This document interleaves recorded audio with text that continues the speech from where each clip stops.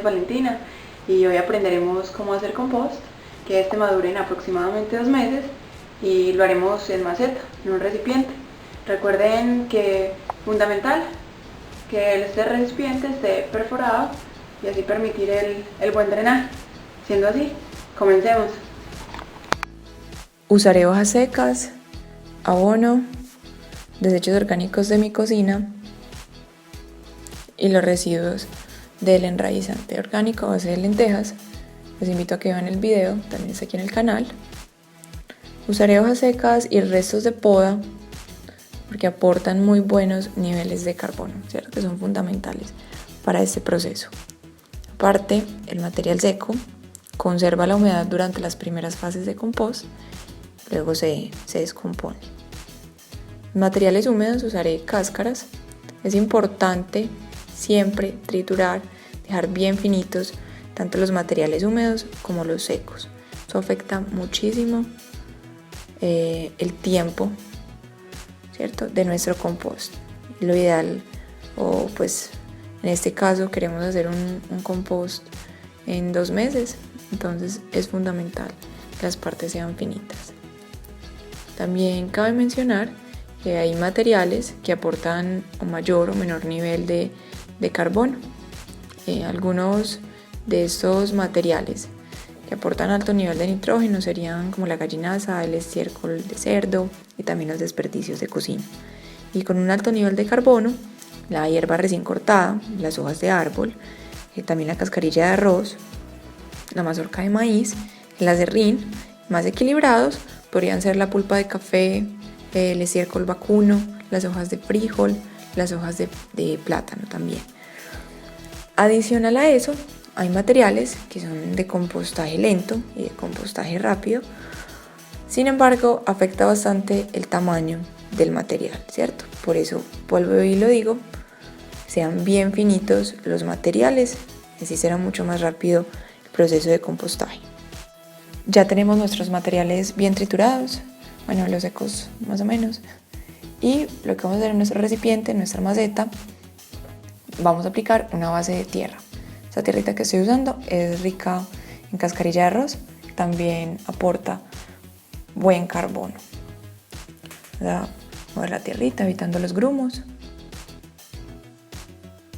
y la vamos a mezclar con el abono, ¿cierto?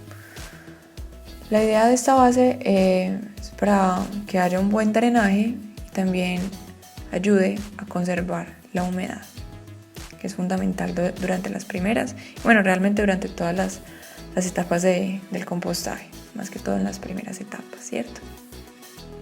También pueden usar compost, ¿cierto? Una base de compost ya maduro o semimaduro.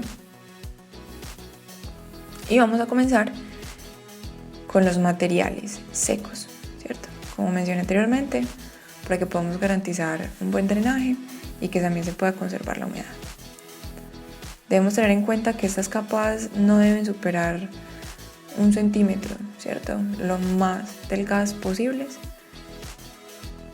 Y ahora lo que vamos a hacer es muy sencillo.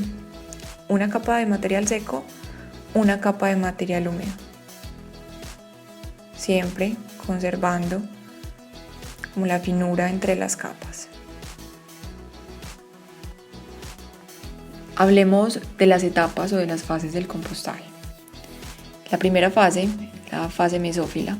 Entonces aquí tenemos nuestro material fresco, temperatura ambiente, y los microorganismos mesófilos que están pues presentes en estos materiales empiezan a desarrollar utilizando las fuentes más sencillas de carbono y de nitrógeno. Así crecen y se multiplican descomponiendo los materiales. La segunda fase es la fase termófila, ¿cierto?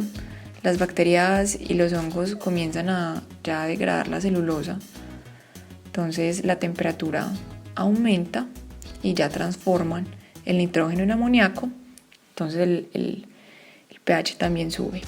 Tenemos la tercera fase o la fase de enfriamiento, que es prácticamente cuando estas fuentes de carbono y las de nitrógeno ya han sido agotadas en su totalidad en el material orgánico, ¿cierto? Y para finalizar tenemos la cuarta fase o la fase de maduración. Es un periodo que pues suele demorar un poquito más, está a temperatura ambiente y ya se producen las reacciones secundarias de condensación y polimerización de los compuestos, ¿cierto? Ya esta es la última fase y ya podemos aquí en esta última fase notar ya los cambios, la descomposición completa de los materiales que usamos.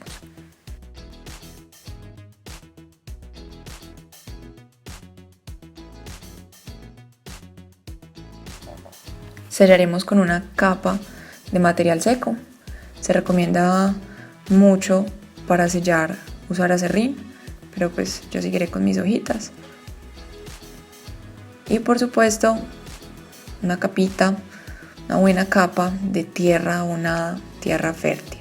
Ya les había pues mencionado que también pueden usar ya compost maduro.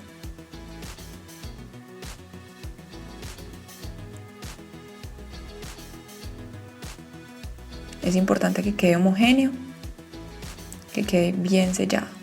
También recuerden regar, es importante los niveles de humedad, no regar demasiado, ¿cierto? Regar una vez y más adelante, un mes puede ser, chequear la humedad nuevamente, o al menos eso me ha funcionado. Y como siempre, sellar con una telita que permita la aireación, pero que mantenga el composto oscuro. Es importante utilizar un recipiente que esté bajo la maceta, bajo el compost, que suelta el líquido exiliado y debemos estar retirándolo, ¿cierto? Para evitar como todos esos estancamientos de agua. Este compost que ven aquí ya tiene 2 meses, está semi maduro y pues usé casi que los mismos materiales. De pronto usé unos materiales secos de lenta descomposición que pudieron haber afectado el proceso, aparte que los dejé muy gruesos, pero así va muy bien. Realmente es un proceso lento, pero no tanto. Al fin y al cabo estamos haciendo tierra rica en nutrientes, cierto, que van a aportar muchísimo a nuestras plantas, a todo lo que sembremos ahí. Y para finalizar, es importante mencionar que el 40% de la basura diaria del hogar son residuos orgánicos, que aproximadamente 100 kilos de residuos orgánicos, por supuesto, equivalen a 30 kilos de compost. Entonces realmente es una invitación a incentivarlos a todos a hacer estos procesos, estas cositas en casa, y así aportamos a la reducción de basuras. Muchas gracias por ver este video, invito a que se suscriban, les like y lo compartan. Gracias.